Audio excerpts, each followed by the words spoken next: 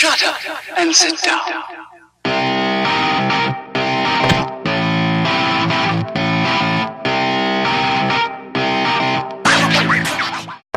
Hey, welcome everybody. A special edition of the Pro Edge podcast. I'm your host, Conrad Jeffries. Today's special is on the Shot at Dawn project. That's my project. I'm the president. Quick introduction. I had 12 years of service, 4 in the Coast Guard, roughly 8 in the Army. I deployed with the Idaho Army National Guard in 2009, I believe, with Joint Special Operations Command as a PTSD convoy commander outside of Baghdad, inside of Baghdad, around the Baghdad area. 2013 State of the Year, or Soldier of the Year, Non-Commissioned Officer of the Year. And that's basically my military resume. The producer, Tim, his father was in the military. His brother was in the Army with me, so he's familiar. But this special, I'm going to talk with, across from me, Mike Frazier. If you could give a quick introduction of yourself. Hey, what's up, everybody? Mike Frazier here. Like Conrad was saying, I spent a little bit of time in the Coast Guard. Stationed on a boat, a buoy tender, then fell into the federal law enforcement aspect after 9/11 happened. I got to do some really cool stuff with him. Got out, needed to be a hero again, so I joined the Army. Did a big deployment with the Big Green Army, working on helicopters. Then I started being a crew chief. And then after I got back from the big deployment, I assessed for 160th Special Operations Aviation Regiment. Earned my Red Beret and became a crew chief. Flew with them and did some really cool stuff. Short-lived, I got medically retired, and I left that, and kind of my life went downhill after that. So, and we'll talk about more on that a little bit later. Okay, thanks, Mike. And then across from me, Andrew Cousins, if you could introduce yourself. You bet. Andrew Cousins. I've got initially a federal law enforcement background, pretty similar to Mike. It was Customs Border Patrol, Boar Star, doing a lot of helo stuff, search and rescue, etc.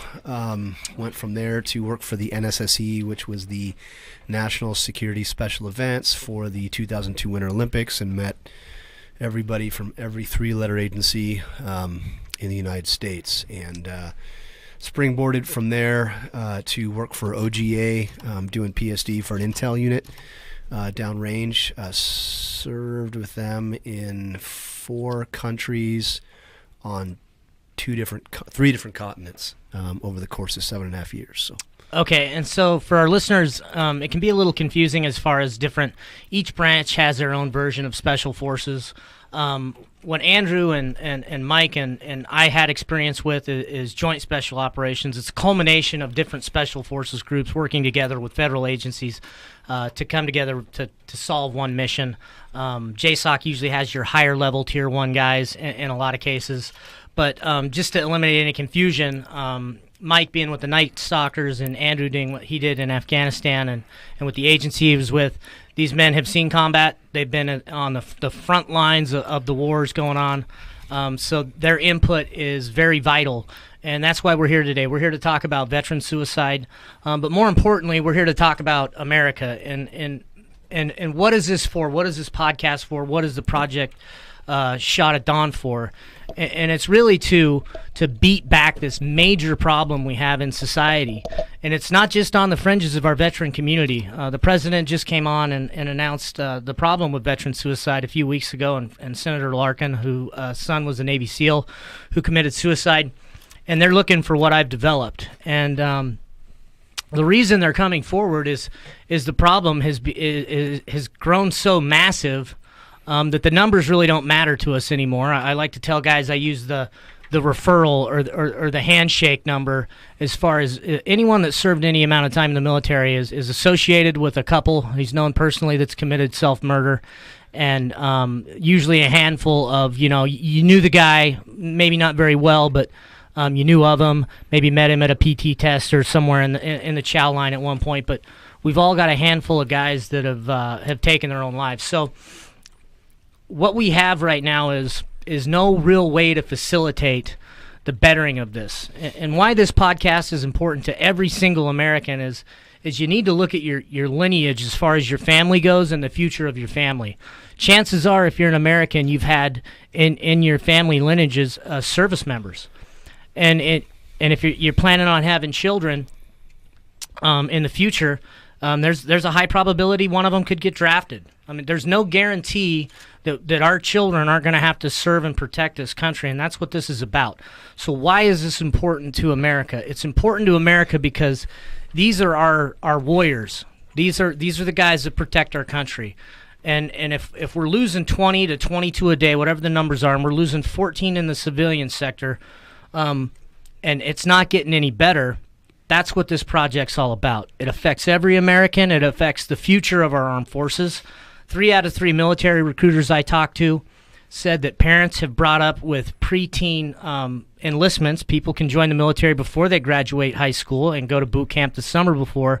Parents have not signed paperwork because of the known mental health problems in the military community. And that's what this project's all about. It's about saving America's heroes, reversing this massive problem, not only on the fringes of our veteran community, but in our civilian sector as well. And that's what this facility is going to do. And Mike, if you could you tell me a little bit about your service and your battle with suicide? Yeah, I went through a deep time because a lot of stuff that I grew up with, I didn't really understand that it had as much impact as it did.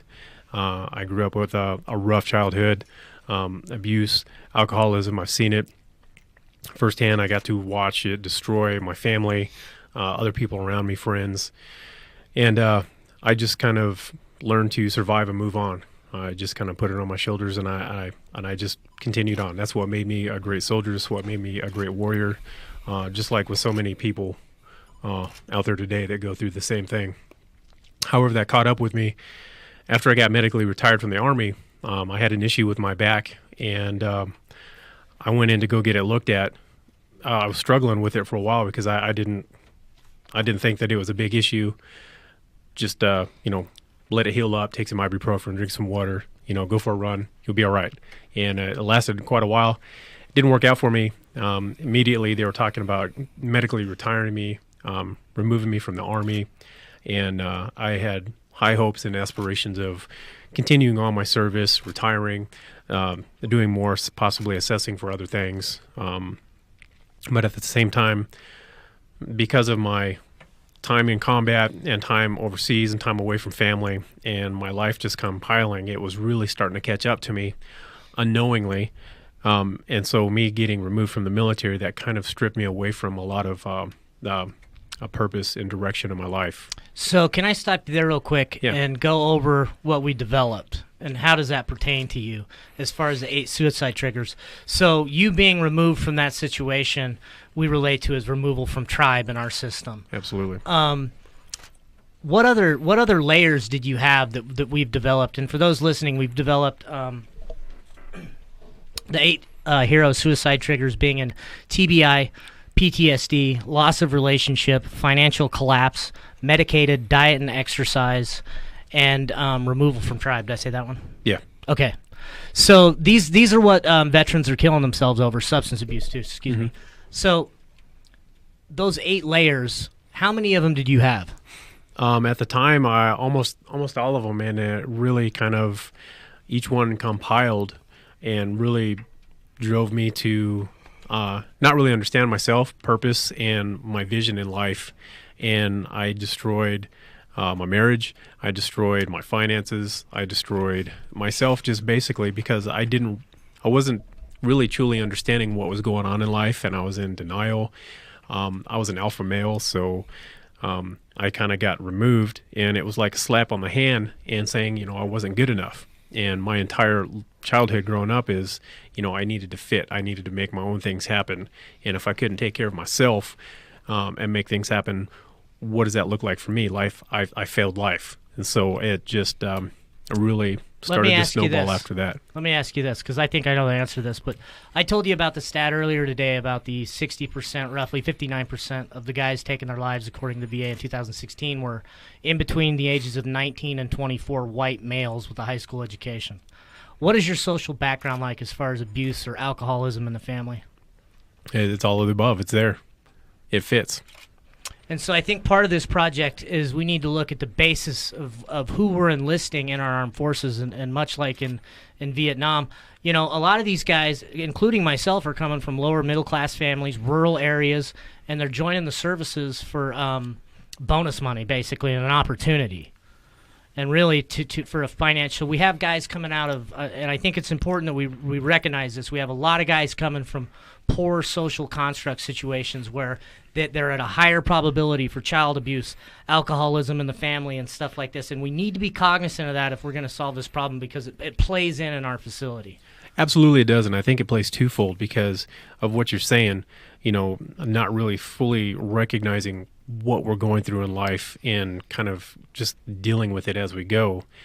It creates issues, as we well know, as I'm very well aware of. But two, on the second hand, is if we can get to a point where we can recognize these things and we can really start working towards people, helping them out, understand their situations in life, even before they get into the military, like when they're younger. Our kids are our future. Our youth is our future. That's who's going to be running the future, after we leave. So we need to do our part to make sure that these kids understand they have as much knowledge and have as many tools as possible to be able to do that. And if I would have had something to be able to recognize the things that I went through and help me develop a mindset on how to handle it, how to properly deal with it, how to not compartmentalize things, and how to really truly be, a warrior instead of having those things kind of slice in a weird combat environment, or when something happens, like it normally does, it just creates that whole domino effect.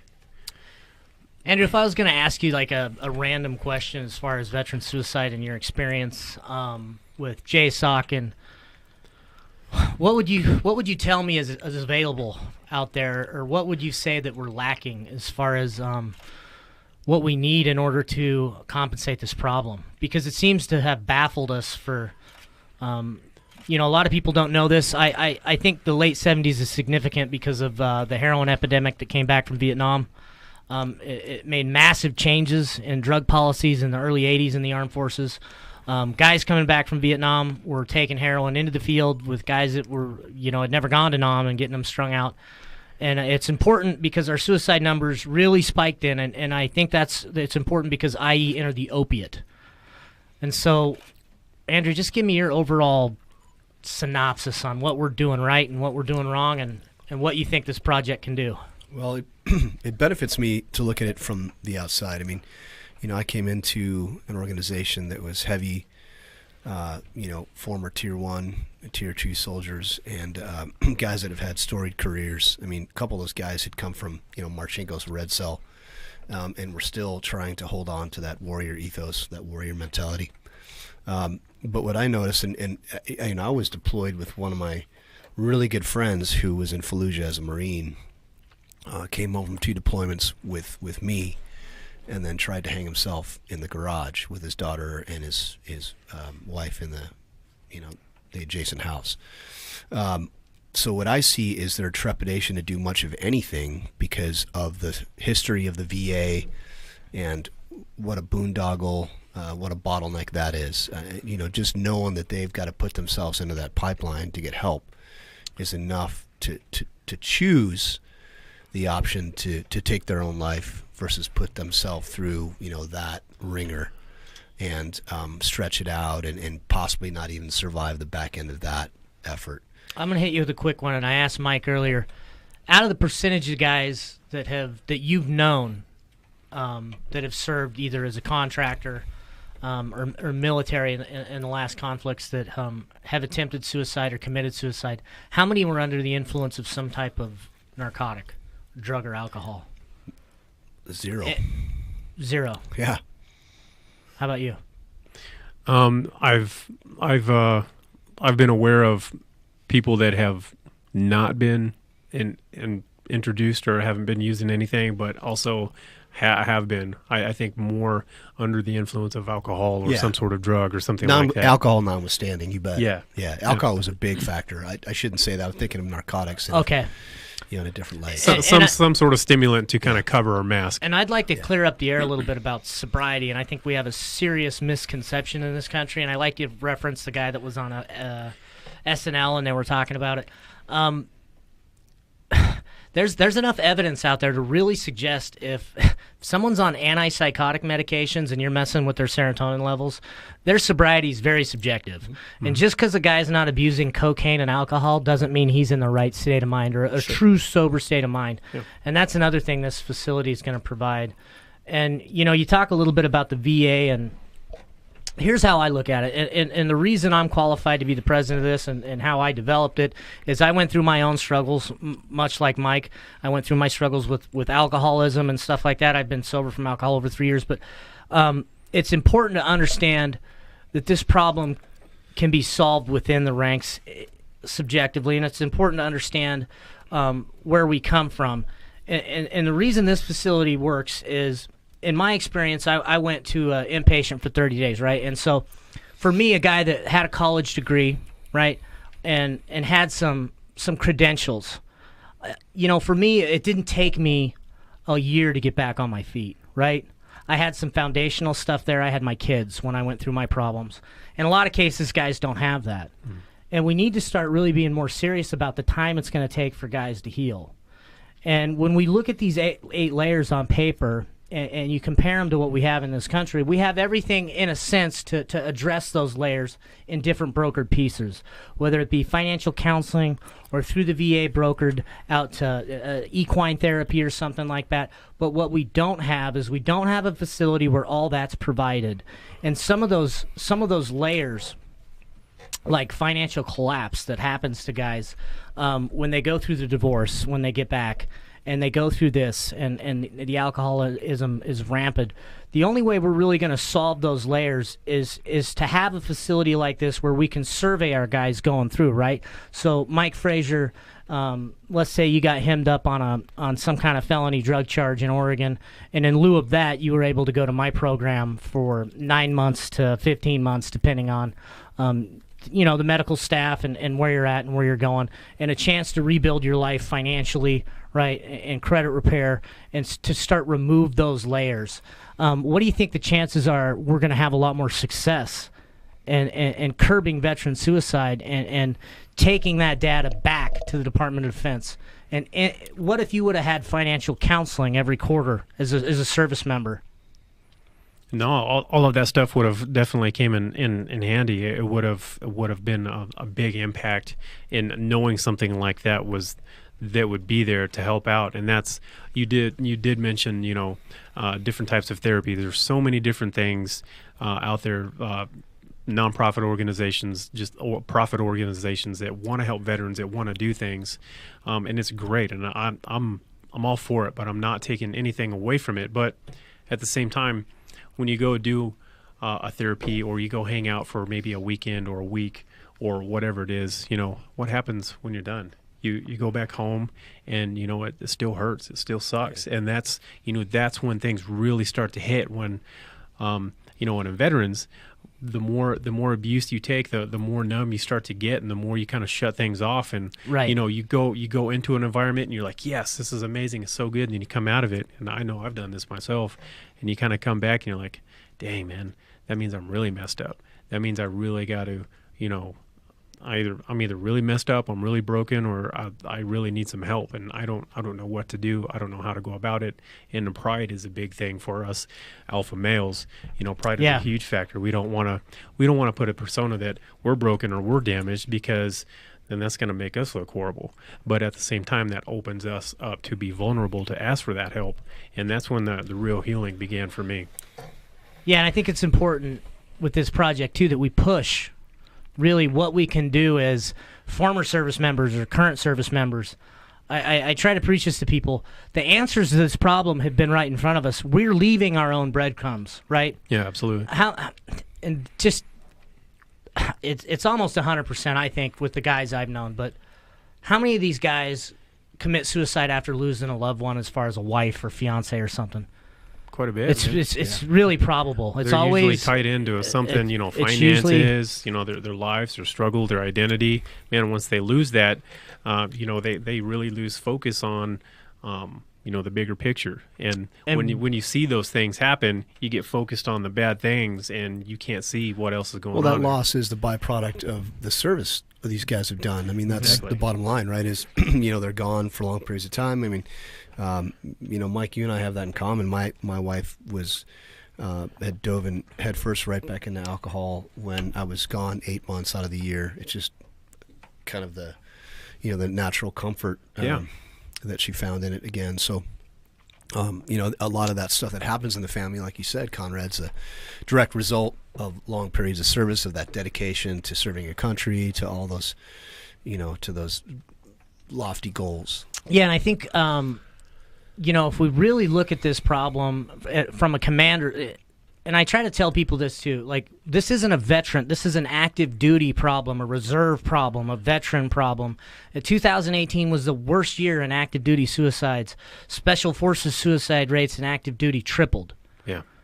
So if we know this much, okay, we know that relationship problems through our experience as service members are a big factor in suicide, a huge factor in suicide. What do we also know?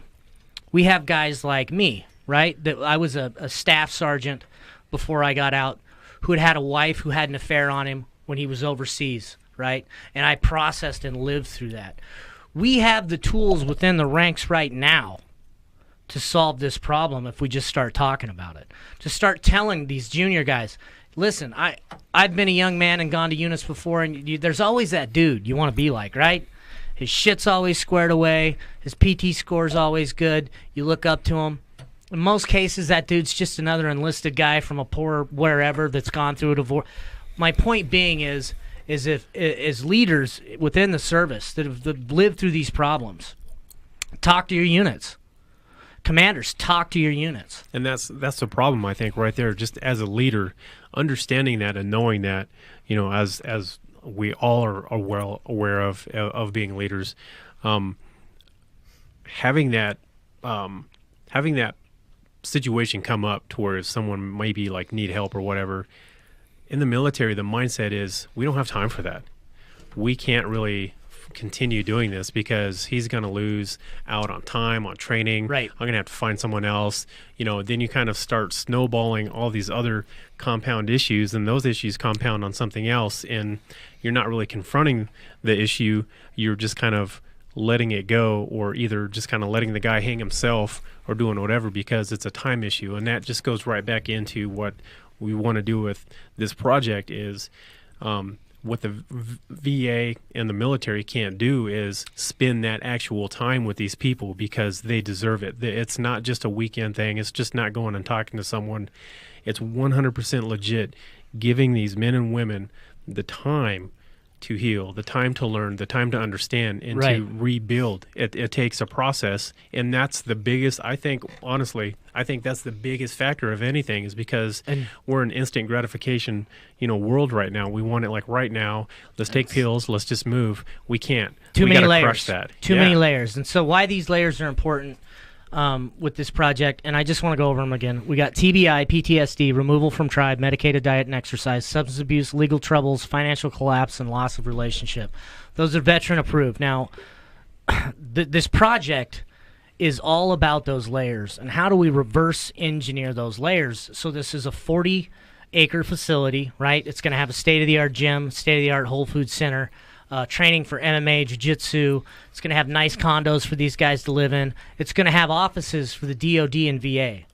It's going to be super important that we tie these two in to this facility from Fort Gordon and the VA, because what we can do with this and with my plans with nonprofits like Ride for 22 is this is a plug and play, baby. Mm-hmm.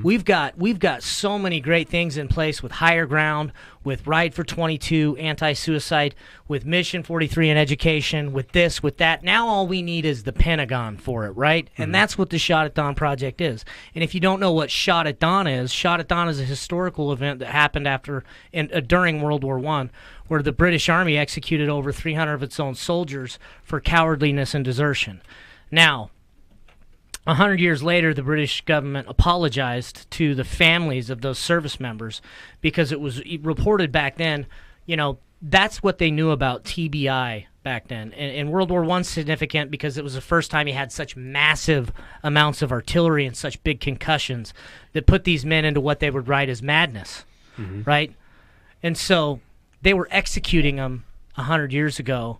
Where are we going to be 100 years from now, right? Because we've basically been experimenting since Vietnam, my thoughts, medically, chemically, right? But now we have enough data out there to prove, to show that a facility like this could work. If you integrate diet and nutrition, if you start attacking what has these guys have lost in their life, from their relationship, from their financial stability, from their legal troubles, we start attacking those and surveying each one of those. We're going to find a path to redemption, and we're also going to be able to reallocate money from suicide prevention to the 8 suicide trigger prevention, i.e., instead of having your unit watch some video on unit sexual assault or whatever, or suicide, whatever, bring out Mr. Squad Leader that went through a horrible divorce and almost took his own life and had a battle with alcoholism, and let him tell his story. It's like 70-80% of the guys. I know. I mean, that's the pride thing. We need to kind of break that down. Yeah, that needs to go away.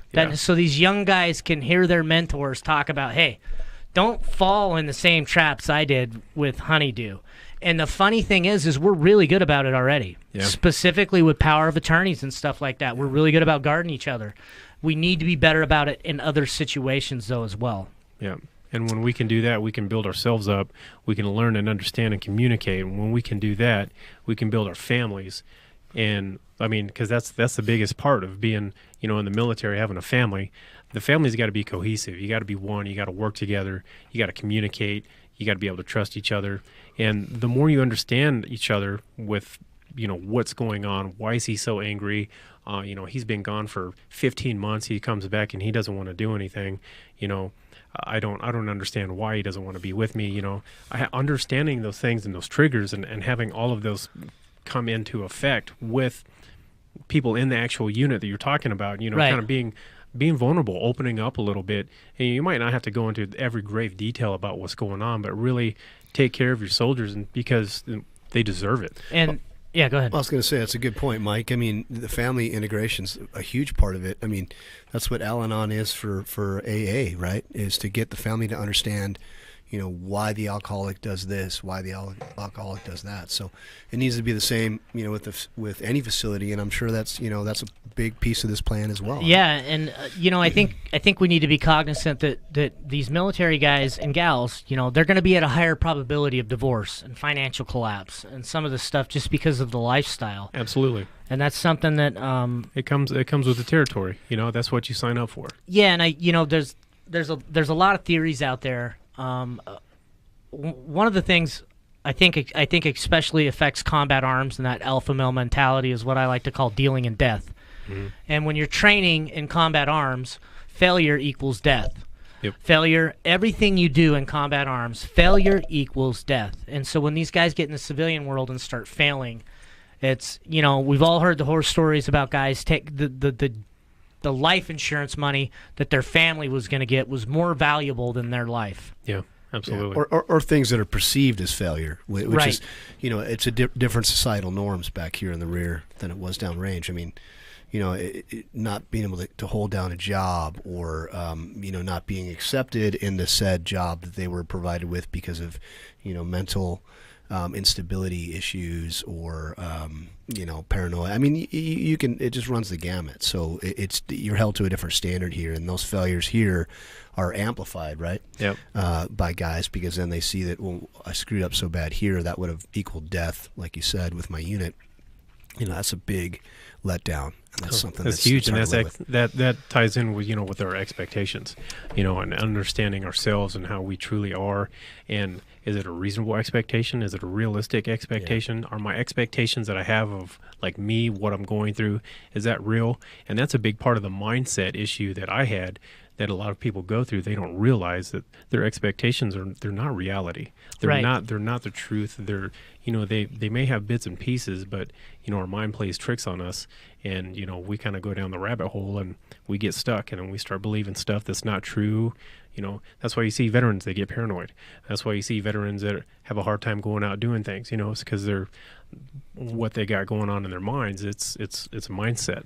And you were also talking about a little bit before how this is really structured for veterans, but also in all retrospect, Well, I'll have active duty program, and I got something else. First responders, Yeah. First responders and civilians, just regular people. Why couldn't they benefit from anything like this? Yeah, and I think at the command level, too, we need to start rethinking on how we're doing this. And my proposal when this happens is we're going to take those Shot-a-thon 8 suicide triggers, right, those 8 layers, and they're going to have a command's got access to all their guys' information, their quarterly counseling statements for this. We also know this.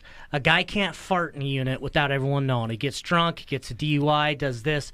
All those layers, all those signs become, in that little organism community that we live in, become the scuttlebutt. They're known of. Yeah.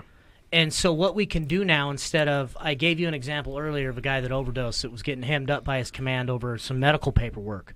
Here's a guy that 20-something years of service. We've spent millions and millions and millions and millions of dollars on him.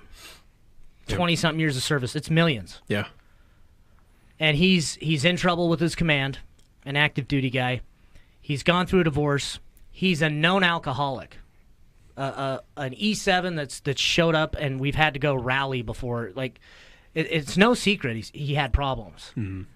And they were trying to Article 15 him for these problems. When really, if they were smart, and we had that, what I have developed, they could flag him, right? And say, hey, let's look at this dude's career. So he's definitely going through a divorce. He got a DUI. He's got legal problems. He's got this layer. He's seen combat. I mean, boom, boom, boom. Now, granted, there's going to be some subjectiveness to each layer. Absolutely. And whether we want to mark them amber, green, and red, that's fine. But we can do it, and it's a step in the right direction. And then a command can look and say, listen, here we got a guy that spent however many years, and he's sick. He's fucking sick, right? Yeah. And we need to get him better. Yeah. And maybe a guy like that, maybe he's a SEAL. How long is it going to take that in a program? Like 90 days? I'll have him in and out of my place in 90 days. He's back 100%. Yeah, those guys are top And active notch. duty guys, yeah. Some guys are going to, maybe 6 months. The point being, it's better than them ending up dead. Yeah, and that'll give the command tools to actually confront and take action instead of just kind of pushing it to the side and not wanting to do anything because they're scared of confrontation or what's going to happen of the situation and it going downhill. Well, you know what? Just confront them. You're like, hey, man, this is wrong. This is wrong. This is wrong. We need to fix it. We need to adjust it. We love you. We spend a lot of time on you. We spend a lot of money on you. We want to keep you here. We need you. Yeah. The world needs you. Let's make it right. Let's get better. Let's work on this together and confront it that way. Confront it with understanding and patience and love, and go about it that way to justify it and to rectify it and to make things better. Yeah, and I mean, right now that could be effective. Absolutely. Commanders could go on the Project Shot at Dawn Instagram and pull down my 8 triggers and build a basis for them. I mean, we have to start doing something. That's what this project's all about, right? At some point, we got to get up and start fighting back, and we're not doing that right now. We got to take care of our own too. Yeah, and it's not only important that we do it immediately. It's important for the future of our armed forces. Absolutely. I'm 100% confident in that because if we don't do something, if we keep not addressing the issue, we want to do things too quickly, and recovery doesn't work quickly. No. It didn't work quickly for me. Yep. I started drinking at the age of 13. I stopped at the age of 33. It took me 1 year sober before I stopped fantasizing mentally and started worrying about mentally weddings in the future and this in the future. And if I was going out to here, it takes a while for the brain to retrain itself. Mm-hmm. And we're dealing with a percentage of citizens that are more subjective to all these things because of the lifestyle they live. A high percentage of them are coming out of a lower social demographic background, and it just is what it is. We have to address it, and it's super important what this facility can provide to our civilian sector as well, because we can't forget there's 14 civilian. This is not a problem that cares what religion you are. Nope. It doesn't care what color you are. Military, not military. Doesn't care your sexual preference. Yep. It will kill you, and it will kill your family members. And it's growing. It's growing. And Yeah. we're a first world country with third world suicide rates. Yeah. And this project, it can beat that back. Yeah. 100%. I believe that. If the American people, and I can get another thing, I think we forget to look at our history a lot of times when it comes to this stuff, and I like to fall back on World War II, right? Now what's going on in this country socially right now is a little disgusting. And when we have to come together as a country, there are major social strides, right? There's a lot of stuff with racism we're not proud of in our country, but let's step outside for a second and take a look at the greatest generation and what happened in World War II. Yeah. Right? Whether there was discrimination within the Harlem Hellfighters in World War I had to fight to get to the front lines. Yep. You had in World War II, same thing. When they did authorize it, they had to be cooks or supplymen. They had to fight to get to the front lines.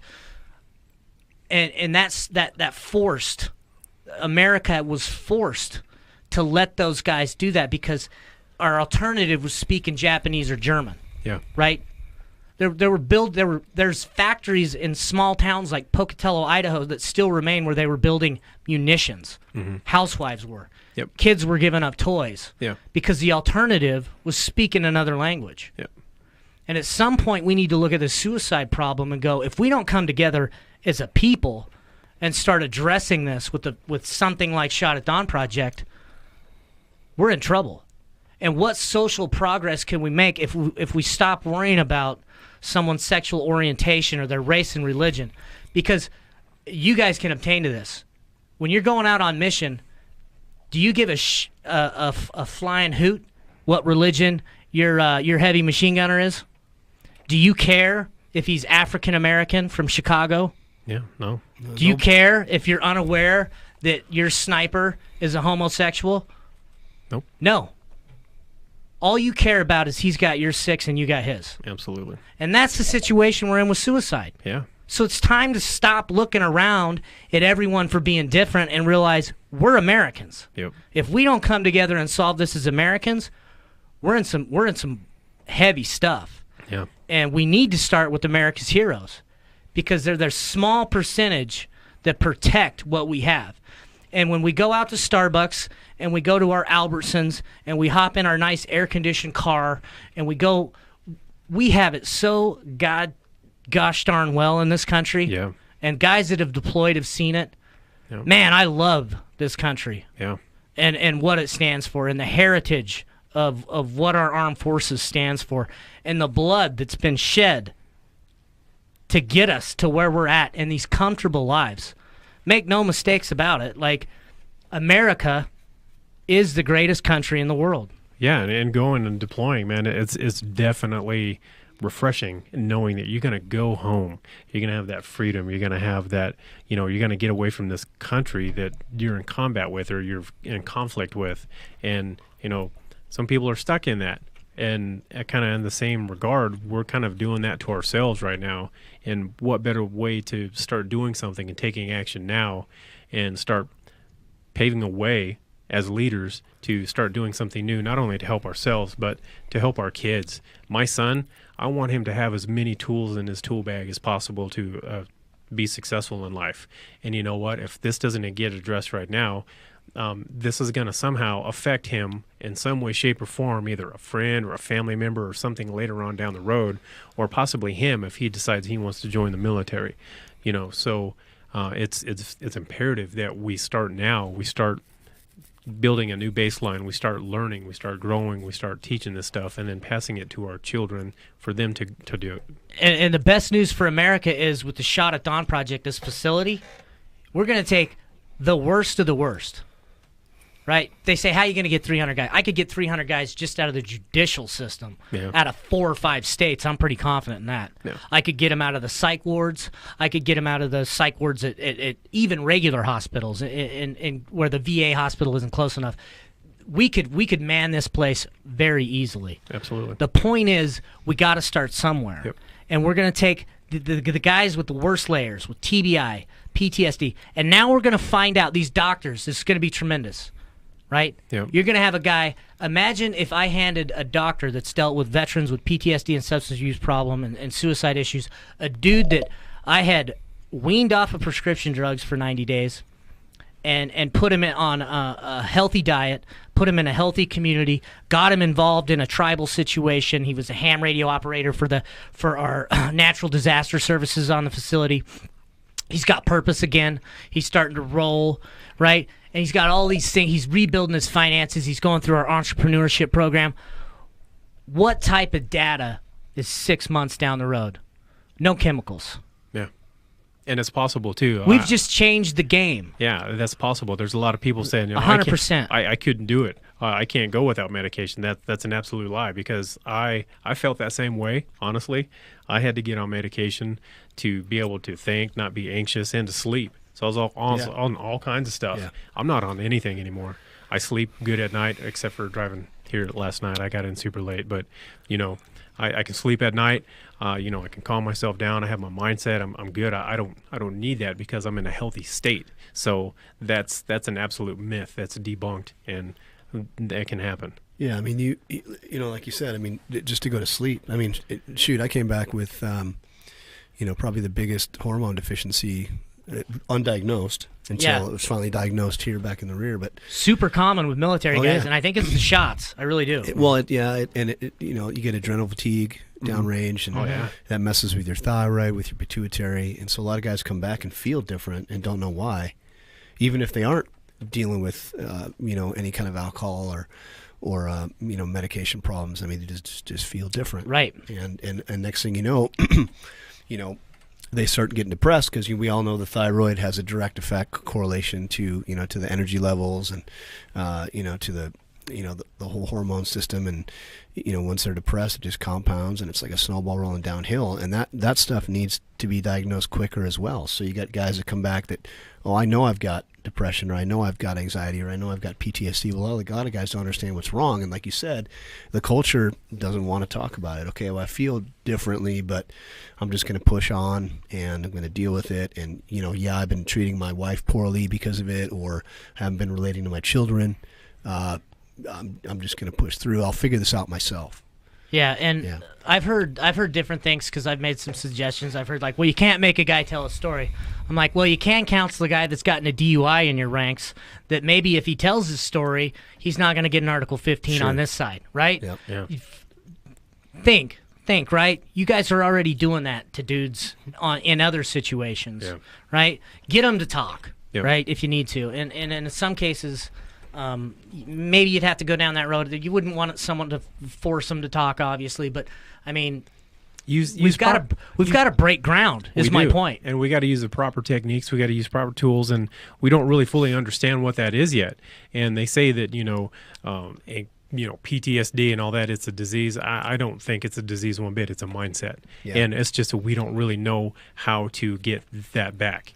And we don't know the proper techniques to do that. So this is going to help baseline that, with medication, proper training, proper, mentoring and going through things with people, having them understand what's going on, to get them on a baseline, to get them to go, and then to wean them off, and to get them normal, get them back healthy. And so veterans know, and active duty, but anyone listening to this, how the facility works. I've set it up in 3 phases: Alpha, Bravo, and Charlie. Alpha phase is 90 days. You wean guys off prescription drugs. You allow the providers to get a good warm and fuzzy on where they fit in, where they're going to fit in their activity, whether it be archery or whatever, painting or whatever.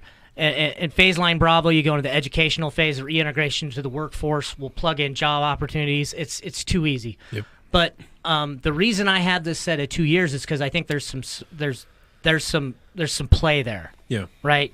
I really think 9 to 15 months will be the majority of guys. I really do. I think we can have active duty programs set up on 90-day stints to 4-month stints, perhaps even 30-day stints, depending on the situation, right? But that's the great thing about this. And active duty commands can help us. Yeah. And the VA can help us, and these nonprofits. All this information we can plug into here and really start to redefine it and hone it in. Yeah. Because you know, I'm going to speak a little bit for Monty Heath. He's helping us on this project. He was a SEAL. You know, he really relates to that coming from a poor social demographic background. When he went on his first deployments as a SEAL, he just wanted to die, go out in a blaze of glory. You know, and he had his struggles. It's just it's a problem that doesn't stop with me. It doesn't stop with you.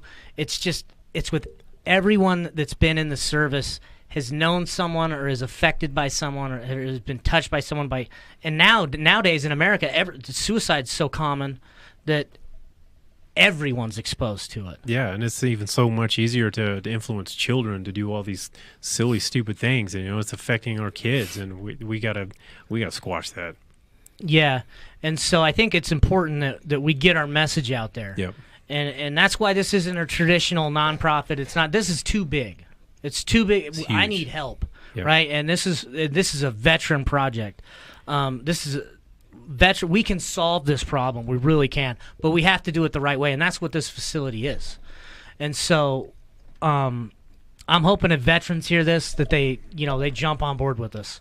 Yeah, because absolutely, because we know need the support. we know as veterans, you know, as first responders, as you know, law enforcement, anybody, firefighters, it's a brotherhood, it's a sisterhood, you know, it's a family, it's a tight-knit community where we train together, we grow together, we bleed together, you know, and sometimes, you know, we don't come home together, but we take care of ourselves, you know, and our motto from the 160th is Night Stalkers Don't Quit.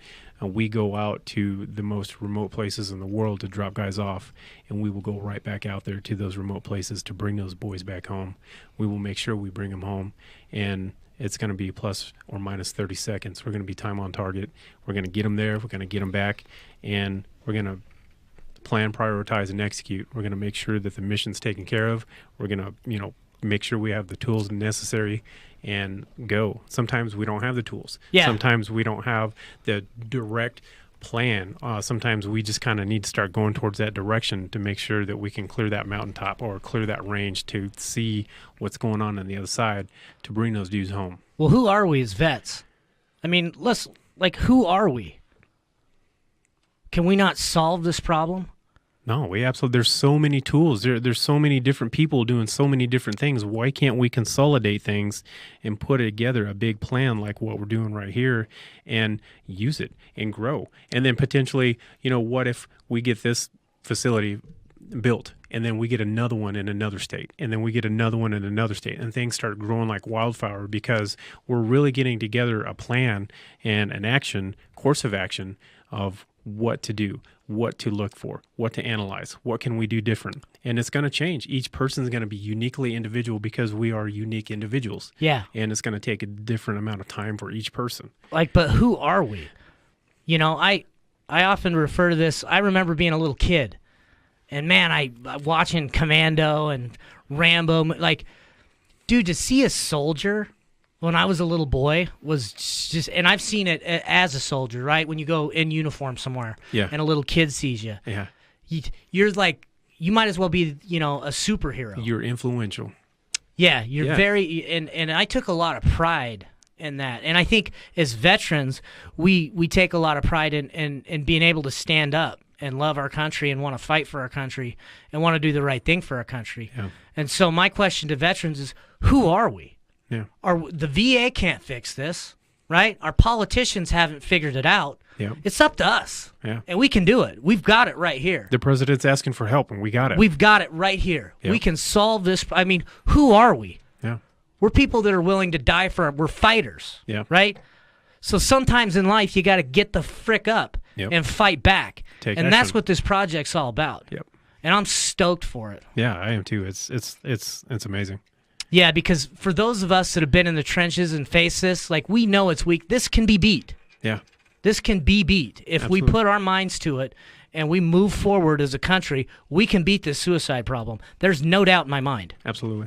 It's just a matter of getting heard, and that's you know, so you're doing Conrad every day, and you know, it's a matter of getting our voice out there and talking to other brothers and sisters, and you know, just trying to push you know, the pluses of the program. I mean, it's it was obvious to me when I first saw it. So, and I know it was to Mike, and it was to Monty, and it's going to be to a lot of other people. I just need to hear about it. So, here's the great thing. When guys listen to me, if they give me 10 minutes, they usually want to jump on board. Sure. And the reason it's important that I get to the Jockos of the world and the Tim Kennedys of the world and these influential vets is because they know this problem intimately too. Yeah, they're affected. They're affected by it. Yep. And they I know have been affected. And they have been affected. Yeah, and I know absolutely. that they want this for their children too. This is an American the future of our armed forces is at stake, literally. Yeah. It's affected recruiting already. Yeah. The president's come on with a senator that was a SEAL who lost his son to suicide saying we need help. Yeah, absolutely. We're going to allocate more money. And that's what the Shot at Dawn project is. Yet much like the hedgerows of World War II, where it took a combat engineer putting a rake on the front of a Sherman to bust through the hedgerows, a combat engineer developed the Shot at Dawn program. So just a simple enlisted man. But the answers are right in front of us. They always have been. you've never had so many fresh from the battlefield veterans in positions of political power right now. You've got Crenshaw, you've got Cotton, you've got so many guys that still have an idea of exactly what it was like for them and what they've carried home with it. So, if there was ever a point in time to push this, if there was ever, if the timing was ever to line up, it certainly is now. Yeah, absolutely. It's perfect timing right now to make this happen.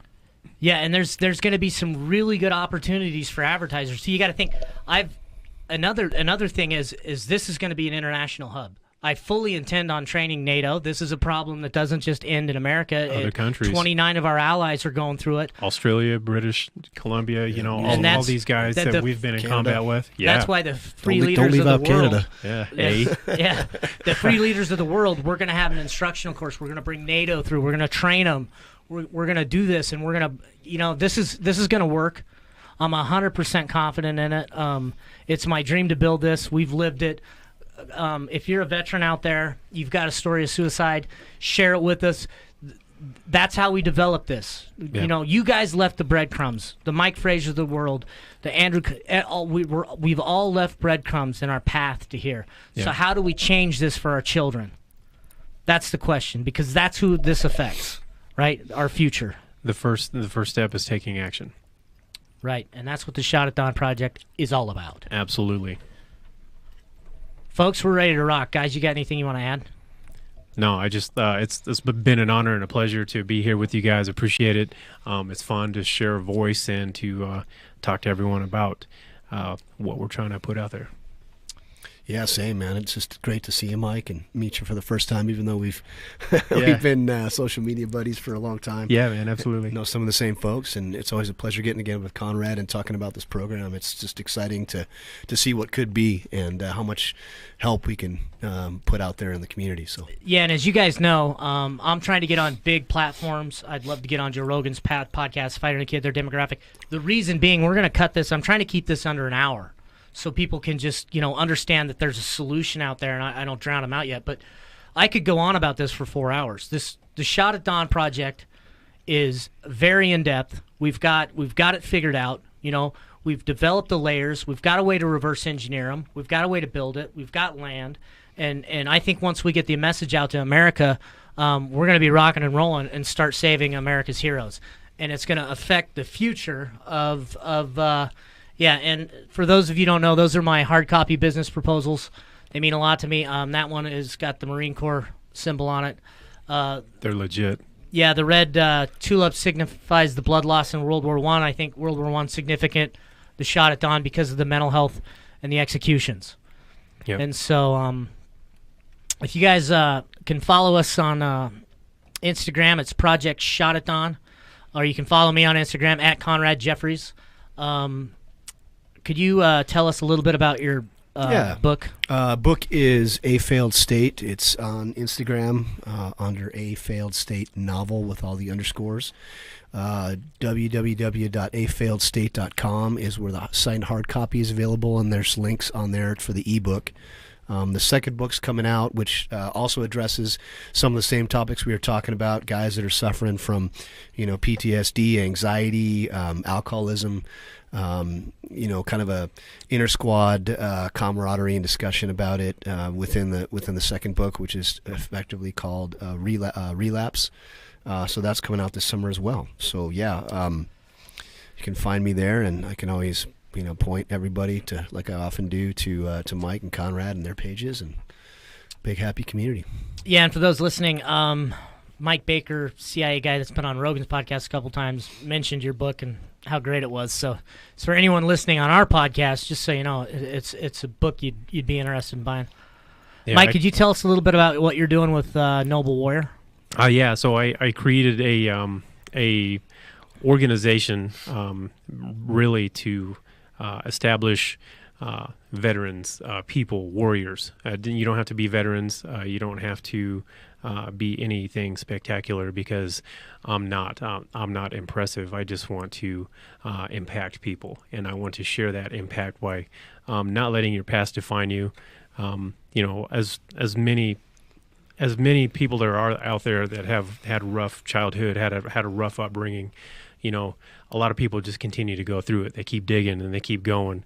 And sometimes it seems hard, and sometimes you get stuck on those stupid, crappy things that have happened to us or that we have done in our lives. And, and just really understanding that you don't have to let your past define you, and, you can go from it and be actual warriors. Part of what's really important with this project to me is a path of redemption for these guys, right? Yeah. Whether it's in the legal system, which I think we're going to break a lot of ground. I'm not going to go into detail about my plans for the judicial system or anything, but listen, these programs can do amazing things. We can retrain people the right way, right? Yeah. And so I'm looking forward to it, because the type of diamonds, and you guys know this, that we can produce out of the veteran community.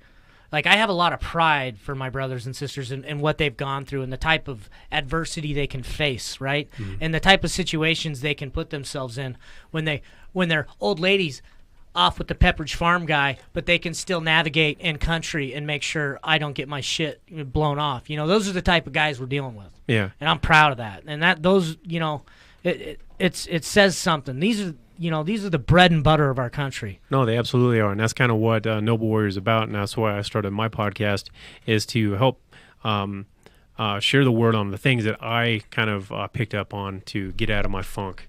I was at my end, and I just wanted to end my life, but I asked God to come into my life, and He really truly helped me out, and it really gave me some clarity to be able to understand the paths and decisions and the way I was thinking. So I realize, and I'm a firm believer, that it's all mindset.